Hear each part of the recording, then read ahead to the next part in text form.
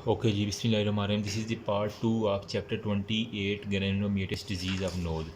Last video में हमने bacterial सारे डिस्कस कर लिए थे। अभी जो है ना हमारे पास जो फंगल इन्फेक्शन है ना, ठीक है, उसको हम डिस्कस करने लगे हैं। फंगल इन्फेक्शन में हमारे पास सबसे पहले होता है रहीनो, RHINO, रहीनो स्पायरोडियोसिस हो गया। रहीनो स्पायरोडियोसिस हो गया। ये क्या होता है रहीनो स्पायरोडियोसिस? मतलब रहीनो है ना, तो मतलब नाक से कुछ ना कुछ रिलेटेड है। तो ड्यू टू रहीनोस्पोरिडियम सेबीराई, इसकी बड़ी वजह हमारे पास होती है रहीनो। एक हमारे पास फंगल होता है स्पोरिडियम सेबीराई, ठीक है। इसकी बड़ी वजह it affect mostly the nose and the nasopharynx, ठीक है। इसने नोज प्लस नेजो फेरेंक्स जो है ना, इसको मोस्टली अफेक्ट करना है। क्लिनिकल फीचर में हमारे पास क्या होता है? क्लिनिकल फीचर आप देखेंगे तो आपको लीफी पोलीपॉइडल मास मिलेगा। लीफी पोलीपॉइडल मास आपको इसमें मिलेगा। साथ में पिंक टू पर्पल जो है ना वो अटैच होगा। पोलीप्लाइडल मास जो है ना, उसका कलर क्या होगा? पिंक होगा या पर्पल होगा, जो कि नेज़ल सेप्टम के साथ आपको अटैच्ड मिलेगा, ठीक है। एक बात ये होगी। फिर हमारे पास जो है ना वो नेज़ोफेरेंक्स के ऊपर भी आपको दिख सकता है। नेज़ोफेरेंक्स के ऊपर प्लस बिहाइंड दी पैलेट जो है ना वो आपको मिल सकता है, ठीक है। बिहाइंड दी पैलेट आपको मिल नेज़ोफेरेंक्स बिहाइंड दी पैलेट और नेज़ल सेप्टम के साथ बिल्कुल। अच्छा, डायग्नोसिस की बात आ जाती है थोड़ी सी। डायग्नोसिस के अंदर ना आपको, आपने बायोप्सी सिंपल कर लेने तो आपको फंगल जो है ना वो सारे का सारा दिख जाएगा। ट्रीटमेंट में क्या है, आपने कंप्लीट एक्सीजन करनी है, डाइथर्मी नाइफ एंड कैटराइजेशन कर देनी है, ठीक है। मतलब जहाँ जहाँ पे आपको ये लीफी पोलीपोलाइडल मास मिल रहा है ना, उसको आपने एक्सरसाइज कर देना है नाइफ के साथ, ठीक है। और साथ में आपने क्यूटराइजेशन जो है ना वो आप कर देंगे तो आपका सारे का सारा काम हो जाएगा, ठीक है। फिर हमारे पास होता है एस्परगिलोसिस। एस्परगिलोसिस के बारे में थोड़ा सा बात करते हैं। ये भी आपको पता है कि ये फंगल, आपने अगर माइकोलॉजी पढ़ी है तो आपको अब आइडिया हो गया होगा ना। तो एस्परगिलोसिस, इसके अंदर बेसिकली क्या होता है, ये ड्यू टू एस्परगिलोसिस निगार एक आपके पास होती है, एस्परगिलस फ्यूमिगेटस या फिर एस्परगिलस फ्लेवस जो होता है ना, इसकी वजह से हमारे पास ये एस्परगिलोसिस हो जाता है। अब इसके क्लिनिकल फीचर में क्या होता है, फंगस बाल जो होता है ना वो हमारे पास होती है, ठीक है, जिसके अंदर हमारे पास चीज़ी मटेरियल जो है ना वो हमारे पास दिखता है। चीज़ी मटेरियल जो है ना वो सीन होता है इन दी मैक्स साइनस के ऊपर आपको चीज़ी मटेरियल जो है ना वो आपको सारे का सारा दिखेगा। ट्रीटमेंट में आपने क्या करना है, बेसिकली सर्जिकल जो है ना वो डिब्राइटमेंट जो है ना वो आपने कर लेनी है, सर्जिकल डिब्राइटमेंट कर देनी है। प्लस साथ में एंटी फंगल जो है ना वो आपने दे देनी है, जिसके अंदर एम्फोट्रेसन जो है ना वो बी आपको पता है, एम्फोट्रेसन बी आप देंगे तो आपका सारे का सारा काम हो जाएगा, ठीक है। फिर हमारे पास होता है म्यूकोमाइकोसिस। ये क्या होती है?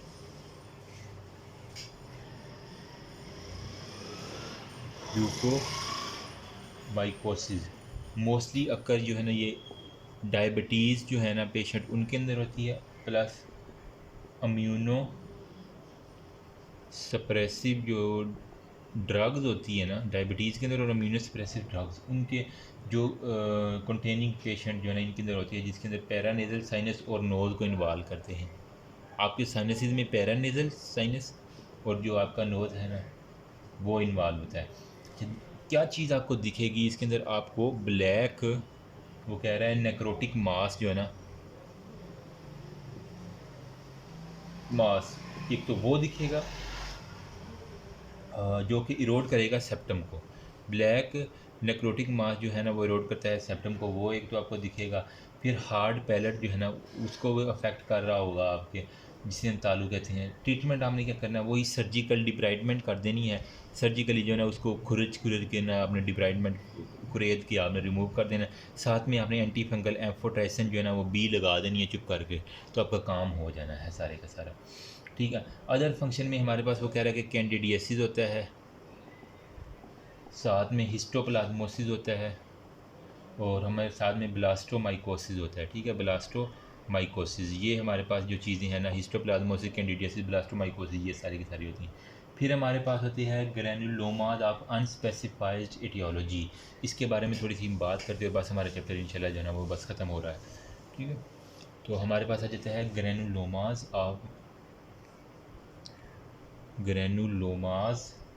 ऑफ अनस्पेसिफाइड इटियोलॉजी, जिसकी हमारे पास कोई नहीं है। तो इसके अंदर एक हमारे पास आता है वैगनर्स ग्रैनुलोमेटोसिस हो गया। क्या है हमारे पास? WEGENERS,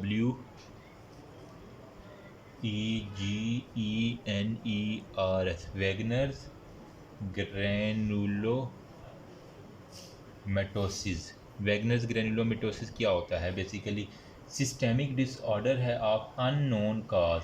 ठीक है, ये सिस्टेमिक डिसऑर्डर है जिसकी हमें काज मजा पता नहीं है। कहाँ कहाँ पे होगा?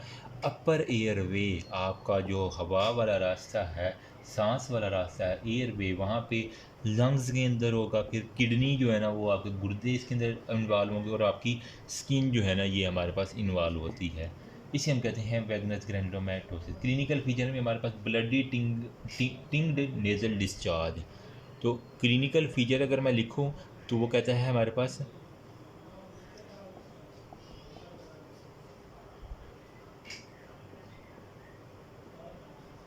ब्लडी टिंग्ड डिस्चार्ज आपको नज़र आएगा। ठीक है, फिर परसिस्टेंस जो है ना उसको कोल्ड, सर्दी उसको लगेगी, बार बार जो है ना वो उसको सर्दी की क्रस्टिंग आपको मिलेगी। अलॉन्ग विद सैडल नोज जो है ना वो आपको मिलेगा। फिर आपको सेप्टल परफोरेशन जो है ना वो दिखेगी। सही है, और हमारे पास कफ होगी। फिर हमारे पास हीमोपेटोसिस होगी, हीमोपेटासिस होगी, प्लस हमारे पास रीनल फेलियर भी इवन हो जाता है, क्योंकि किडनी इन्वॉल्व है ना। तो ये रीनल फेलियर कर देगा, ठीक है, सेप्टल परफोरेशन कर देगा, काफ करेगा, हीमोपेटोसिस, इसी वजह से ब्लडी जो है ना वो टिंग डिस्चार्ज भी आपको दिख सकता है। तो ब्लडी जो है ना वो चीज़ें आपको इसके अंदर दिख। डायग्नोसिस में आपने क्या करना है, क्योंकि किडनी इन्वॉल्व है तो आपने डायग्नोसिस के लिए एक तो यूरिन का सैंपल लेना है, साथ में ज़ाहिरी बात है बायोप्सी तो आप करेंगे। सही है। तो फिर सीरम जो है ना उसकी एग्जामिनेशन बहुत लाजमी है, क्योंकि ब्लडी आ रहा टिंग, तो सीरम जो है ना इसकी एग्जामिनेशन कर लेंगे तो आपको सारी का सारा मिल जाएगा। ट्रीटमेंट क्या करनी है आपने? सिस्टेमिक जो है ना वो स्टीराइड दे देने हैं इस केस के अंदर। सिस्टेमिक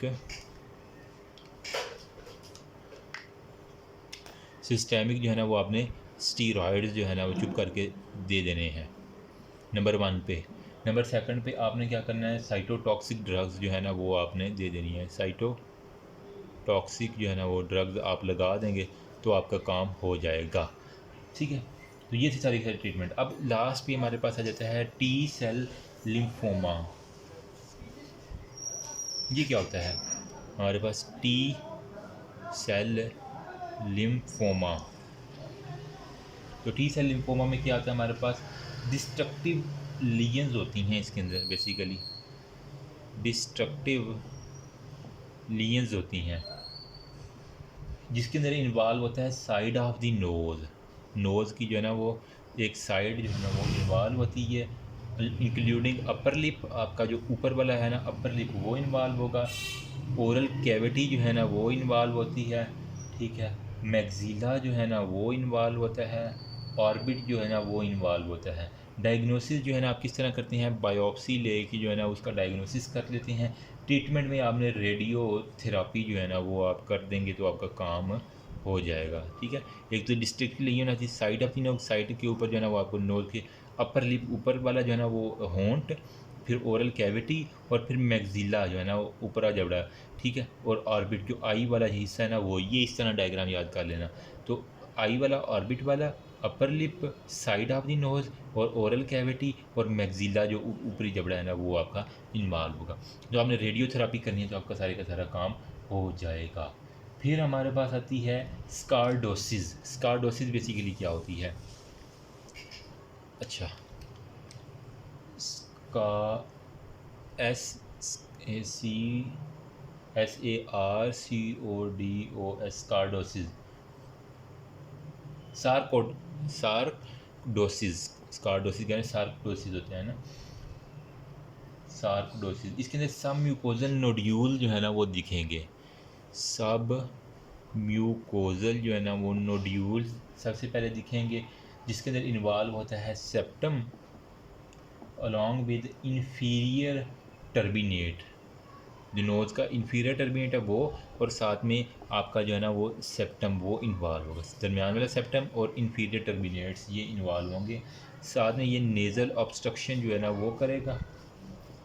फिर इसके साथ हमारे पास पेन होगी, ठीक है। इट रिजेंबल करता है किससे, टीबी से ये रिजेंबल करता है, और हम डायग्नोस करते हैं by x-ray of the chest, chest की एक्सरे से हम डायग्नोस करेंगे। ट्रीटमेंट क्या है हमारे पास, सिस्टेमिक जो है ना आपने स्टीरॉइड्स जो है ना वो दे देने हैं, तो आपका सारे का सारा सार्कोडोसिस जो है ना वो ट्रीट हो जाएगा, ठीक है। तो that's all about granulomatosis disease of the nose. Hopefully fungal infection में रहीनोस्पोरोसिस के बारे में हमने किया। रेडियम सीब्राई हो गया, इसकी वजह है। इसके अंदर आपने वो फिश पैरासाइट और वो एटियोलॉजिकल एजेंट आपको पता ही है। ट्रॉपिक स्टेज है डेवलपमेंट ऑफ द ट्रोपियम, ये इतनी इंपॉर्टेंट नहीं है स्टेजेस इसकी ना, देख लेना बस। एक प्रोडक्शन ऑफ एंडोस्पोर, ये हमारे काम की चीज़ नहीं है। हमारे काम की चीज़ है क्लिनिकल फीचर में नोज नेजोफेरिंक्स, ये सारी की सारी कॉन्टामिनेटेड वाटर के ज़रिए और leafy polypoidal mass pinky to purple हमने इसका डिस्कस किया ना, ठीक है। फिर हमने फ्रैंक एपिस्टेक्सिस के बारे में डायग्नोस जो है ना वो हम बायोप्सी के ज़रिए ओवल और राउंड शेप्ड आपको फील्ड जो है ना स्पोर्स मिलेंगे। ट्रीटमेंट में वही है कि कंप्लीट ऑक्सीजन करना है डायथर्मी के ज़रिए। एस्परगिलोसिस में एस्परगिलोसिस निगार है, फ्यूमिगेटस है, फ्लेवस है। एक्यूट एंड सब एक्यूट रेनाइटिस के अंदर है। ट्रीटमेंट में आपने सर्जिकल डिब्राइडमेंट आप इन्वॉल्व करना है टिश्यू के अंदर। फिर म्यूकोर माइकोसिस के अंदर हमारे पास यूक्यूस था नोज और पैरानेजल साइनसिस के अंदर इन्वॉल्व थे। इम्यूनोसप्रेसिव ड्रग देनी है। ऑर्बिट मेनिंजीज और ब्रेन इन्वॉल्व होती हैं। अदर फंगल के अंदर हमारे पास ये वैगनस ग्रेनुलोमाटोसिस के बारे में हमने बात की। इसके अंदर अपर ऊपर वाला लंग्स है, किडनी है, इसके अंदर आपको फिर वो मिड लाइन के अंदर जो है ना वो non healing mid line granuloma मिलेंगे।